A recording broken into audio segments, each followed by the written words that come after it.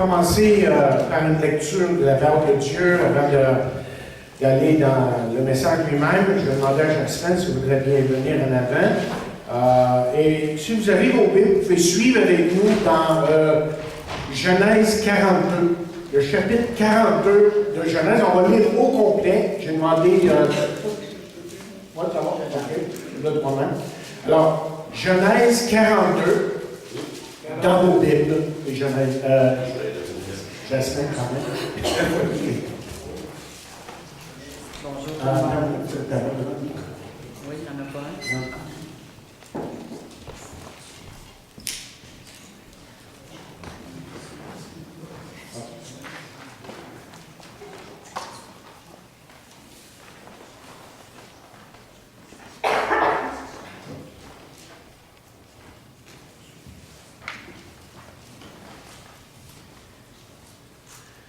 Genèse 42.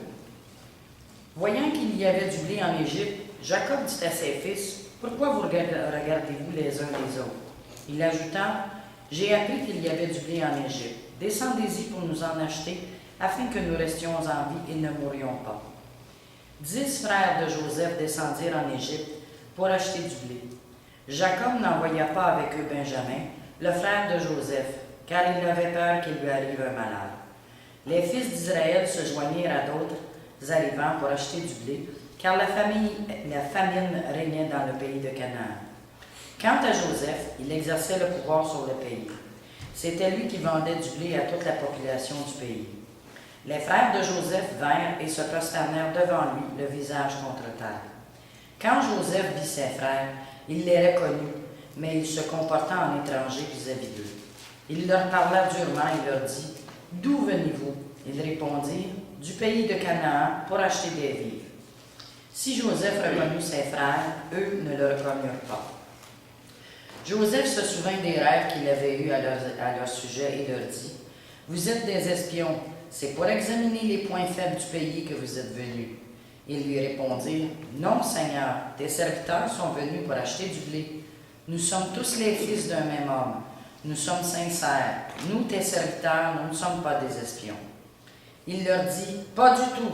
C'est pour examiner les points faibles du pays que vous êtes venus. » Ils répondirent, « Nous, tes serviteurs, nous étions 12 frères, fils du même homme dans le pays de Canaan. Le plus jeune est aujourd'hui avec notre père, et il y en a un qui n'est plus là. » Joseph leur dit, « C'est ce que je viens de vous dire. Vous êtes des espions. Voici comment votre sincérité sera vérifiée.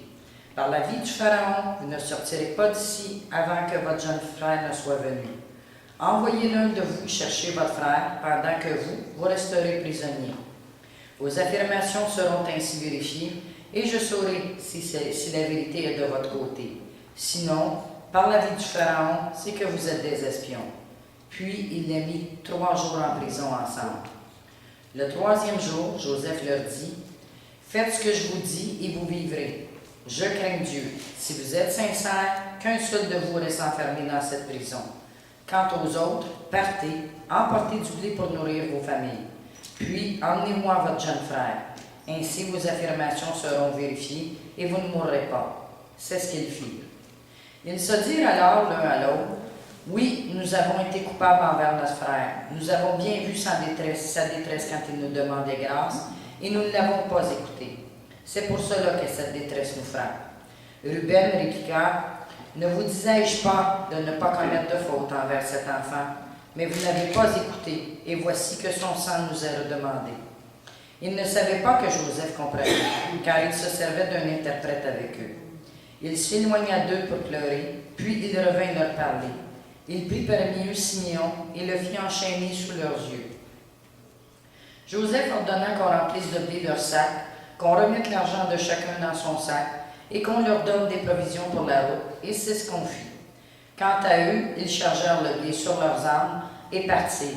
L'un d'eux ouvrit son sac pour donner du fourrage à son âne, à l'endroit où ils passèrent la nuit, et il vit l'argent à l'entrée du sac. Il dit à ses frères, « On m'a rendu mon argent et le voici dans mon sac. » Alors le cœur leur manqua et ils se dirent l'un à l'autre en tremblant, « Qu'est-ce que Dieu nous a fait? » Une fois vers leur père Jacob dans le pays de Canaan, Ils lui racontèrent tout ce qui leur était arrivé. Ils dirent, « L'homme qui est le Seigneur du pays nous a parlé durement et nous a pris pour des espions. Nous lui avons dit, nous sommes sincères, nous ne sommes pas des espions. Nous étions 12 frères, fils du même père. L'un n'est plus là et le plus jeune est aujourd'hui avec notre père dans le pays de Canaan. L'homme qui est le Seigneur du pays nous a alors dit, « Voici comment je saurai si vous êtes sincères. Laissez l'un de vos frères avec moi, prenez de quoi nourrir vos familles et repartez, puis emmenez avec moi votre jeune frère.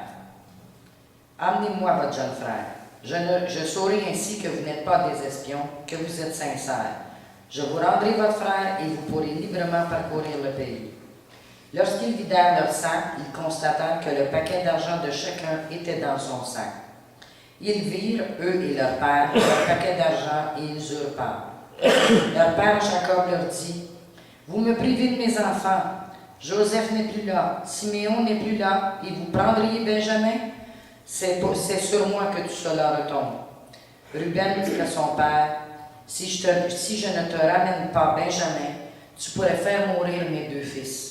Confie-le-moi et je te le ramènerai. » Jacob dit, « Mon fils ne descendra pas avec vous, car son frère est mort et il ne reste que lui. S'il lui arrivait un malheur pendant le voyage que vous allez faire, vous feriez descendre avec douleur mes cheveux blancs dans le séjour des morts. »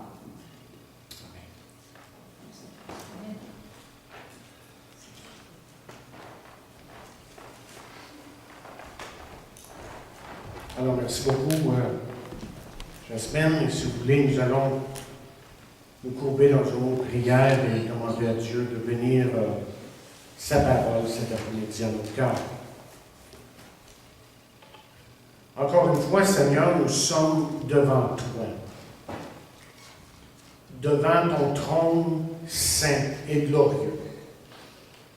Et nous te remercions de ce que tu es un Dieu qui est souverain, qui connaît toutes choses et en qui nous pouvons avoir une pleine confiance.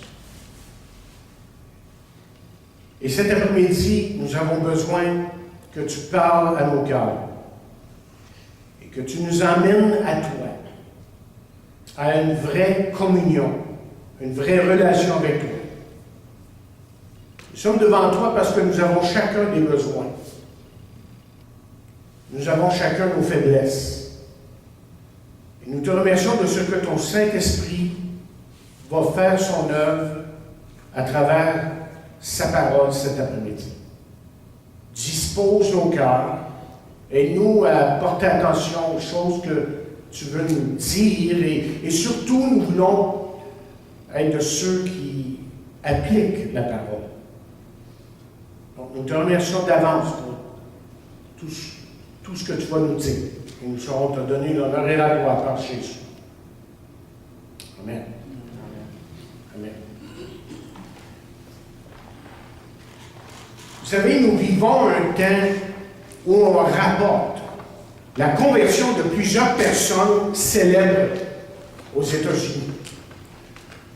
On nous rapporte des histoires d'athlètes, de politiciens, de personnalités du cinéma, de la télévision, qui se sont convertis.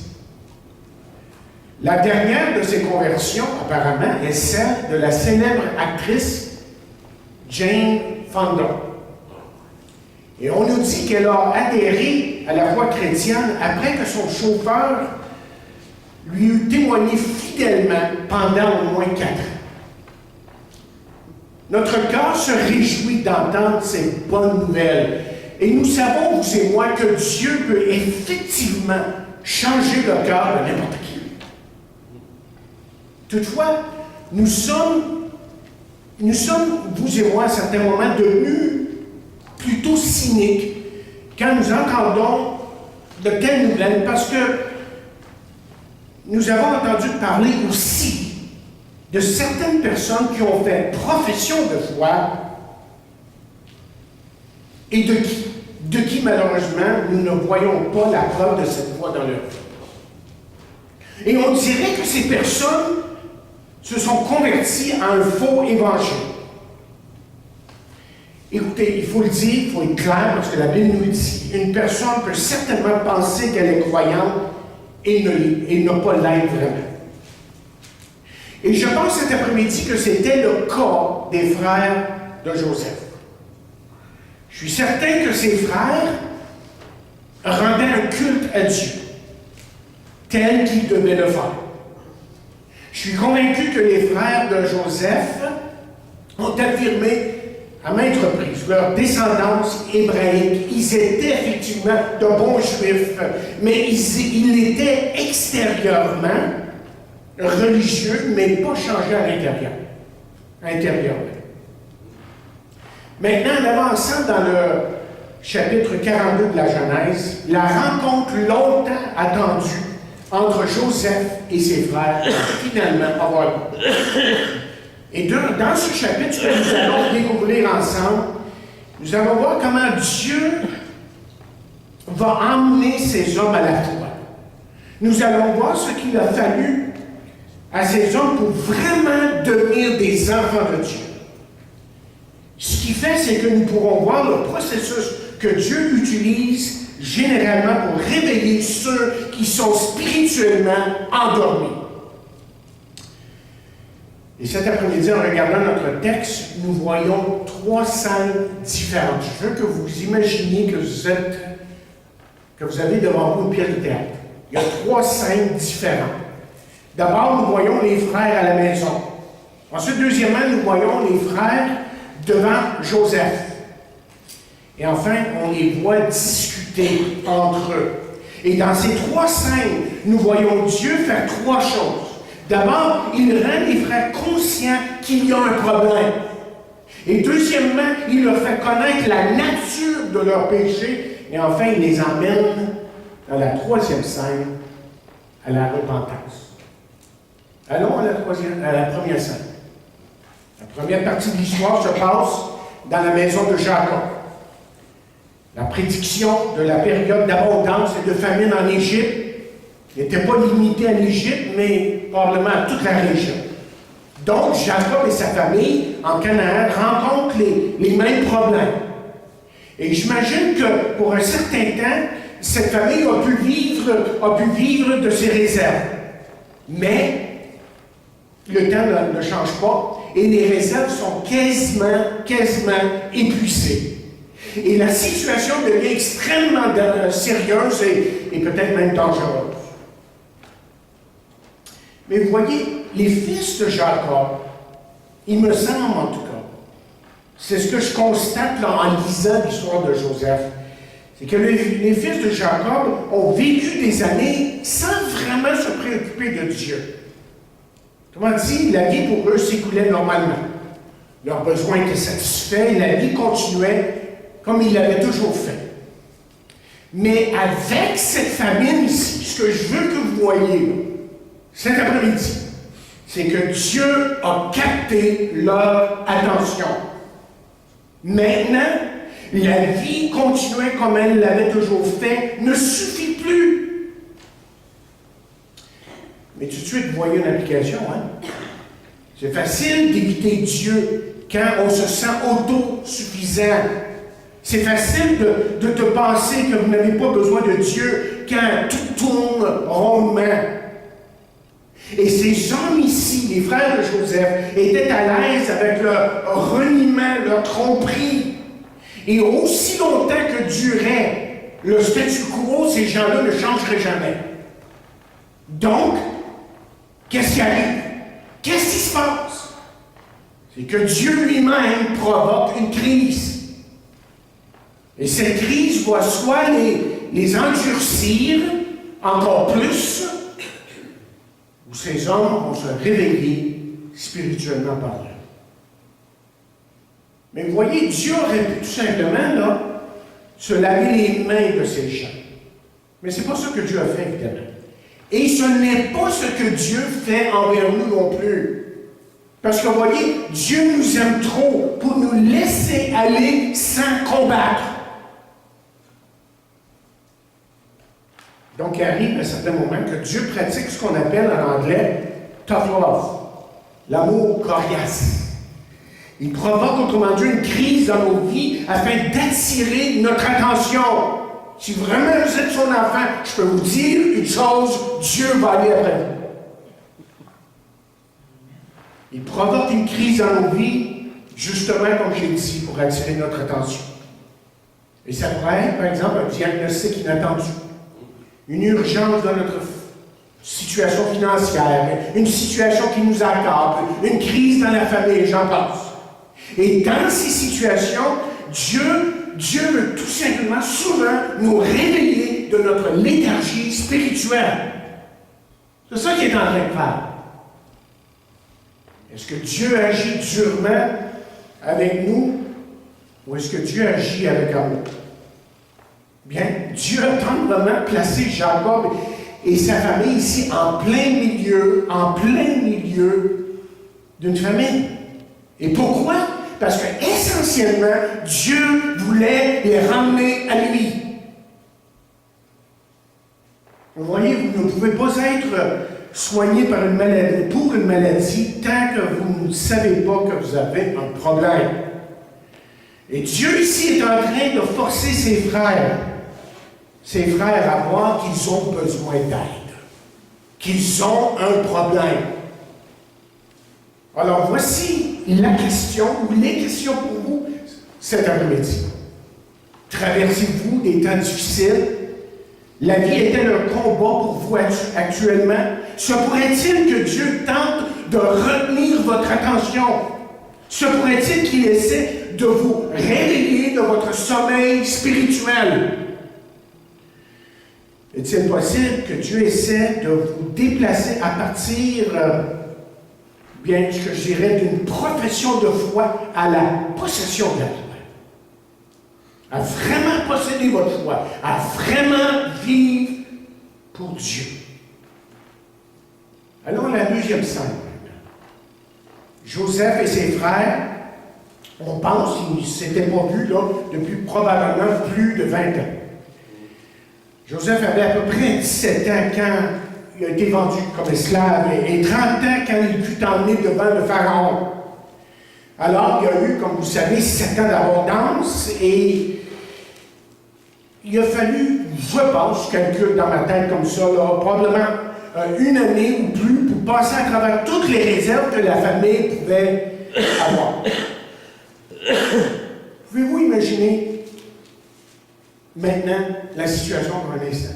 Pouvez-vous imaginer la situation, la scène? Joseph, lui qui était devenu comme un chef après le Pharaon, évidemment, est préoccupé par tous ces gens dans le besoin, et soudainement, il lève les yeux, et qu'est-ce qu'il voit?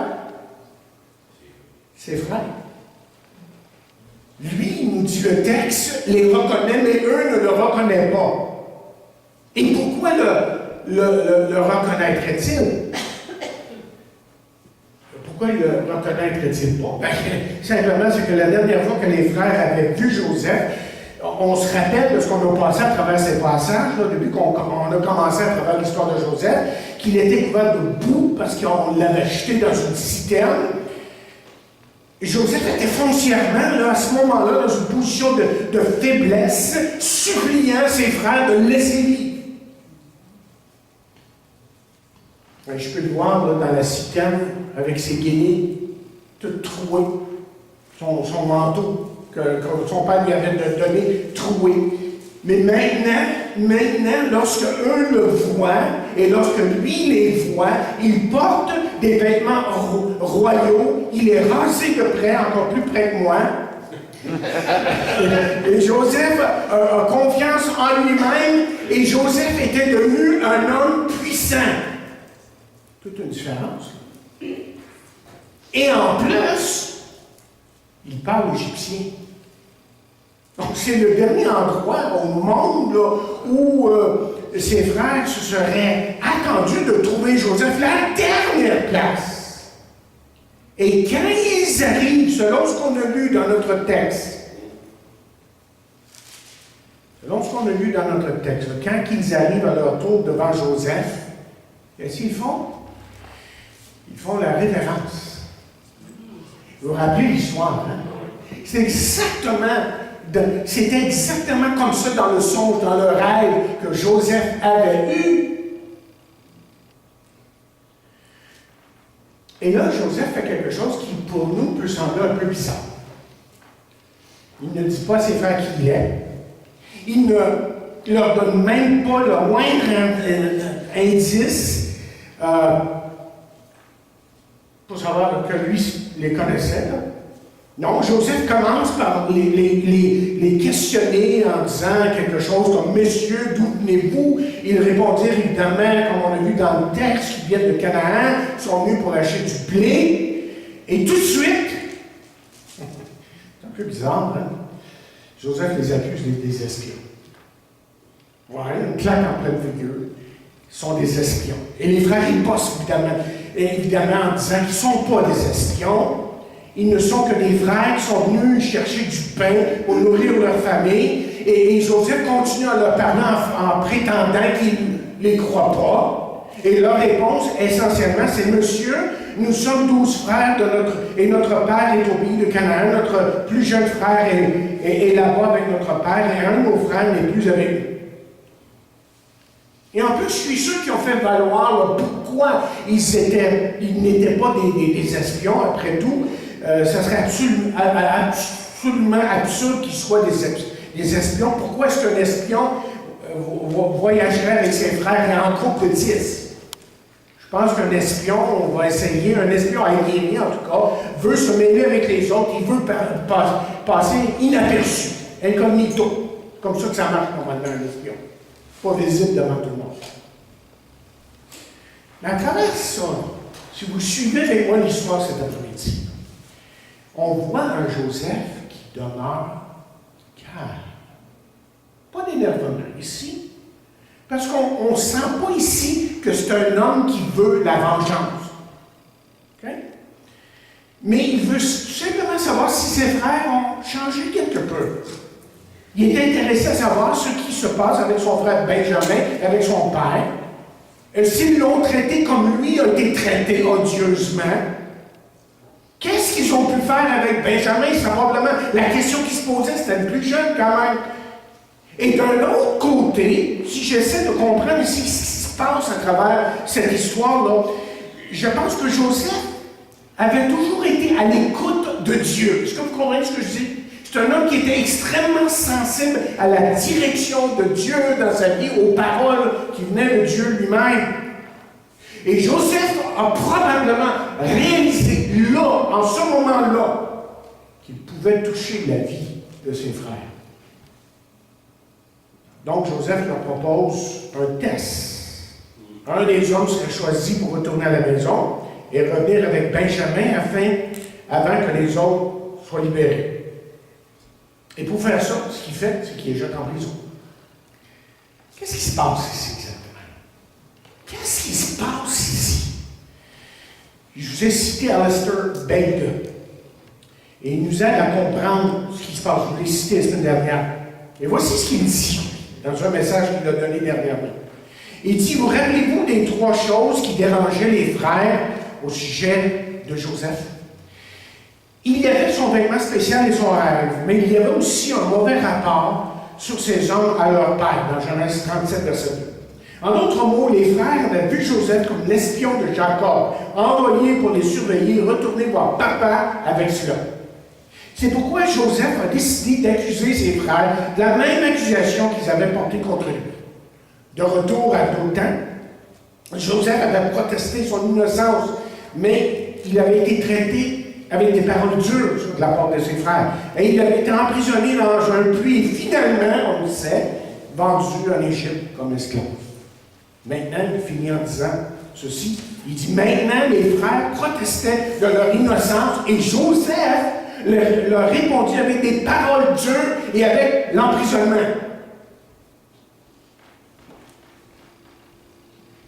Autrement dit, Joseph ici soumet ses frères aux mêmes accusations.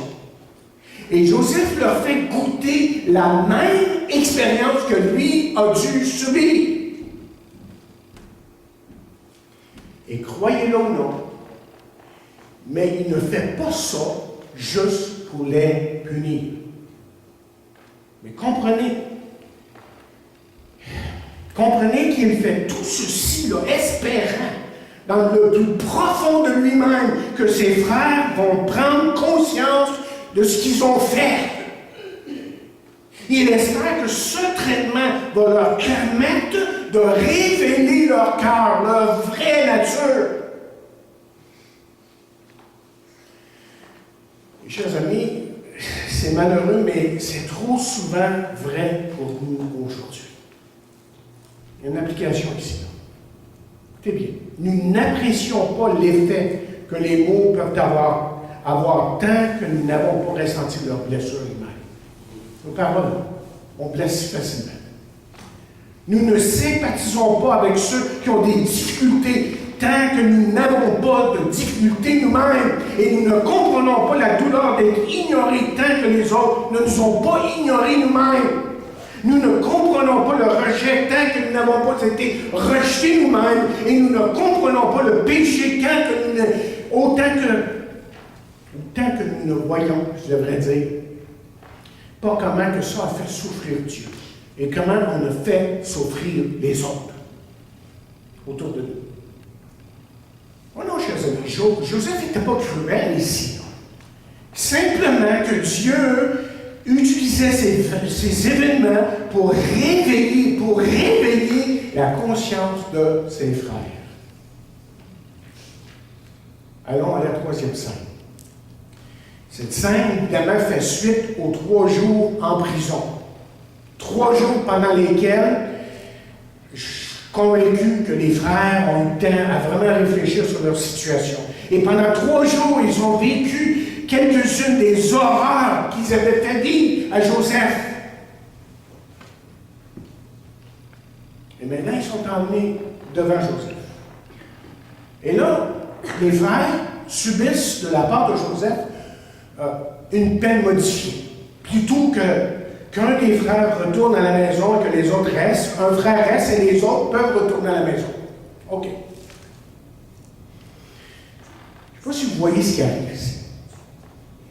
Je ne sais pas si vous saisissez vraiment ce qui arrive ici. C'est que Joseph veut voir si les frères sont encore prêts à abandonner un des leurs.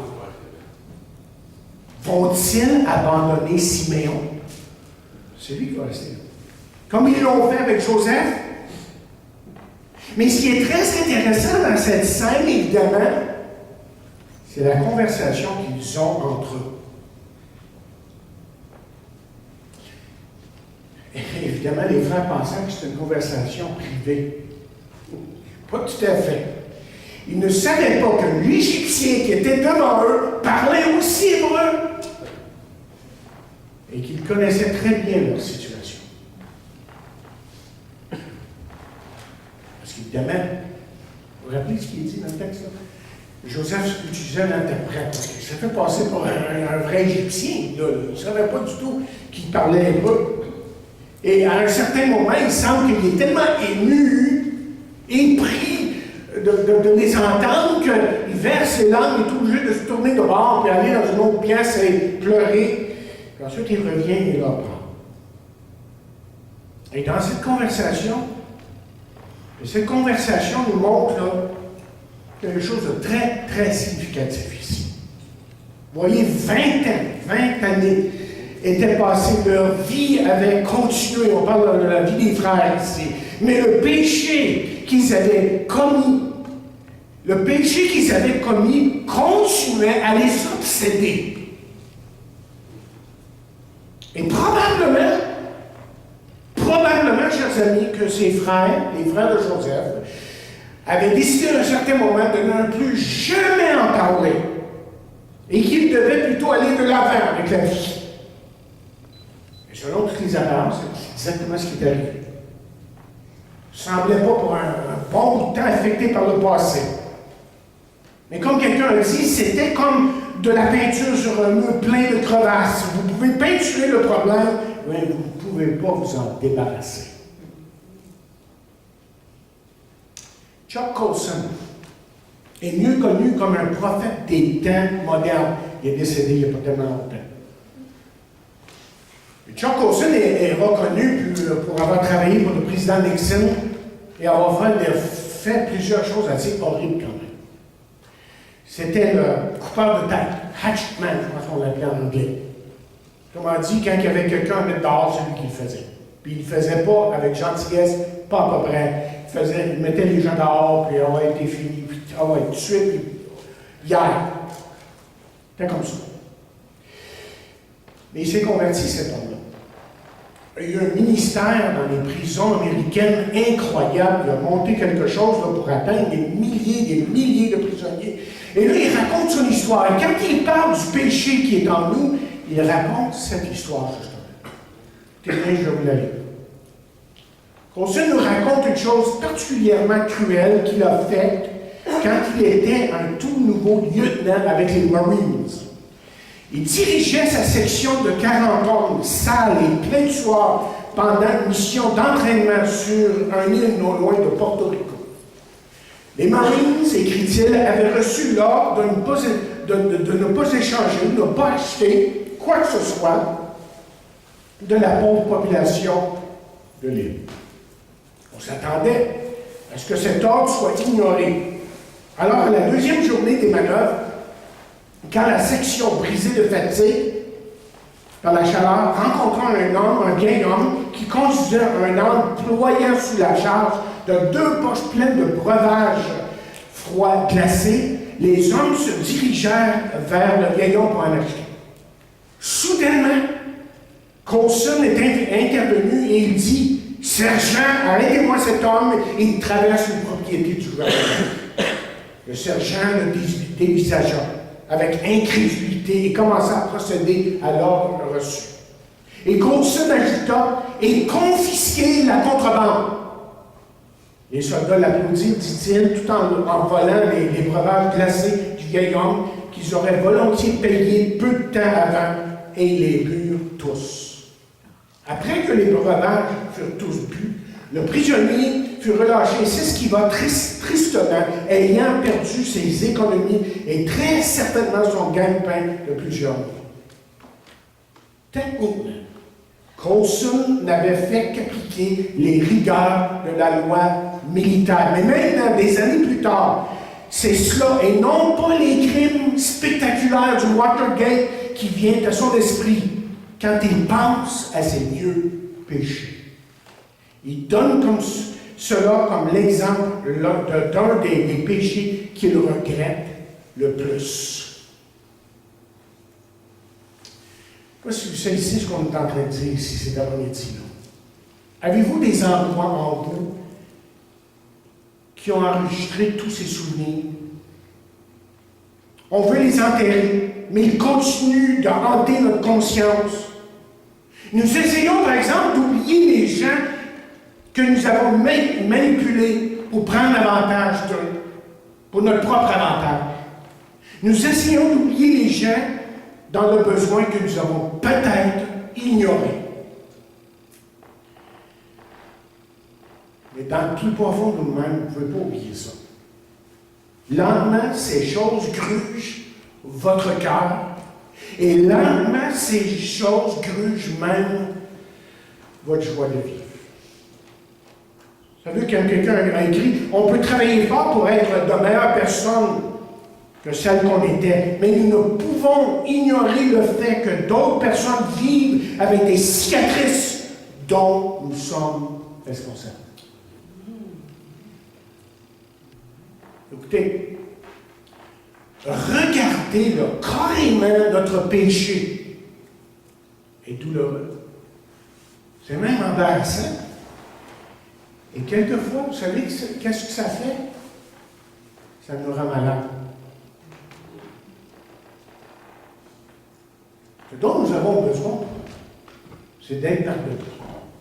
C'est de vraiment vivre, connaître intimement le pardon de Dieu dans nos vies. Et les frères, je vous suggère cet après-midi que les frères de Joseph ont connu ce pardon. Et vous aussi, vous pouvez le connaître. Par Jésus. Vous ne pouvez peut-être pas retourner aux gens qui vous avaient fait mal, et si vous pouvez le faire, tant mieux. Mais une chose est sûre, ce que vous pouvez faire, Et ce que nous devons tous faire est de nous tourner vers Dieu.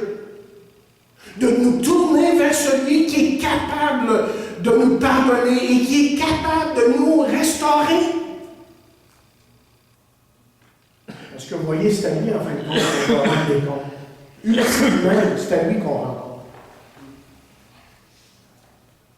C'est ridicule de penser que les péchés qui font partie de notre passé ne sont pas importants. Parce que pour certains, et vous en connaissez, et j'en connais, ça les affecte jusqu'à ce jour. Et tout ce dont ils auraient besoin, c'est de vraiment faire l'expérience du pardon de Dieu, de la grâce de Dieu. Et c'est peut-être ce dont vous avez besoin cet après-midi.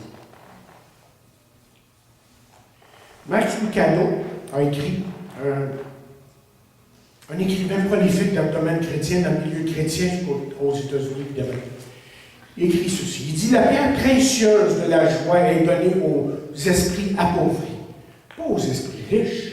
On reçoit les délices de Dieu quand on s'abandonne.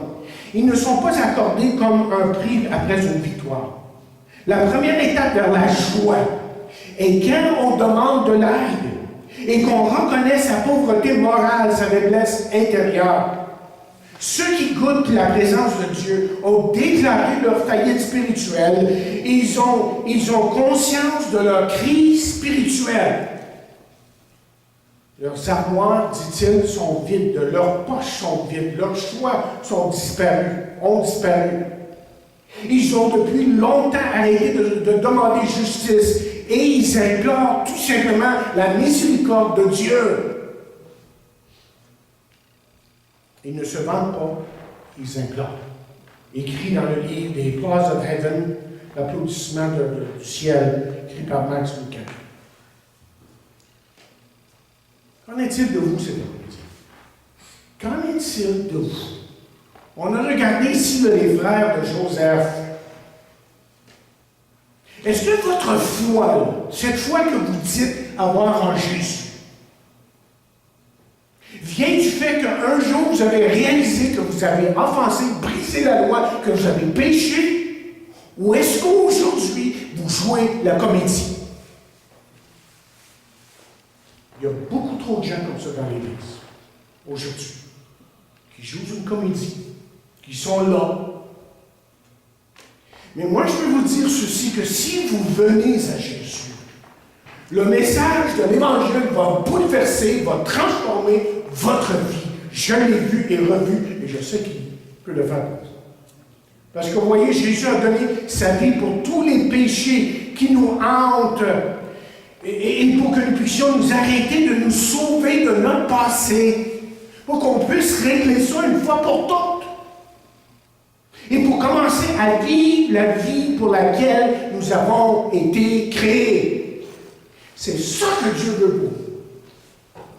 Il veut transformer votre vie, et si le Fils vous affranchit, dit-il, vous serez vraiment libre. Amen. C'est en lui que vous trouverez la vraie liberté de vivre. Et les gens qui l'ont fait, à travers son ministère, à travers les siècles, ont trouvé libération, ont trouvé joie, ont trouvé paix. Ils ont trouvé ce dont ils cherchaient. Et c'est exactement ce que Jésus offre à chacun de nous cet après-midi. Est-ce que nous méritons son pardon? Absolument pas. Non. Pouvons-nous le mériter? Absolument pas. On ne peut pas rien mériter de Dieu. On ne peut jamais gagner la faveur de Dieu, être assez bon pour Dieu. Pourrons-nous un jour repayer ce que nous avons, ce que nous recevons de lui? Absolument pas. Mais ce qu'on sait, et ce que la parole de Dieu conclut pour vous et moi, et ce que Dieu veut nous dire cet après-midi, c'est qu'il pardonne, c'est qu'il guérit, et il renouvelle celui qui vient à lui. Et vous savez quoi?